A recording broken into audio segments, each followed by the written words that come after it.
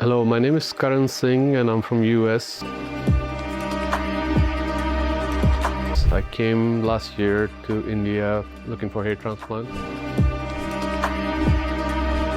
I traveled to Bangalore and researched some transplant centers there and in Bombay. After reading all the reviews, I finally decided to see Dr. Soni here in Jaipur. Dr. Soni, he made me feel very comfortable. My wife and I came and did the consultation with him, and he decided that we can do it within one day since I didn't have much time to stay back. He said he can take care of that within one day. We did the procedure, planned everything, and we were ready next day for the surgery. Surgery went really well. I was very happy with the recovery process, and you can see the results right now. So I'm very happy. It came out very, very, very good results, and I am ready to get another transplant because of the results. So I'm seeing Dr. Soni again for my next. I recommend everyone who's looking for a painless and easy transplant, please come and see Dr. Soni. I got my final results very natural hairline, and was very comfortable, and I'm ready to get another transplant, follow Dr. Soni's recommendation again. And I also don't have any surgery scars, and there's no uneasiness, and I can see the results that it is growing, and I can see everything else just getting back to normal.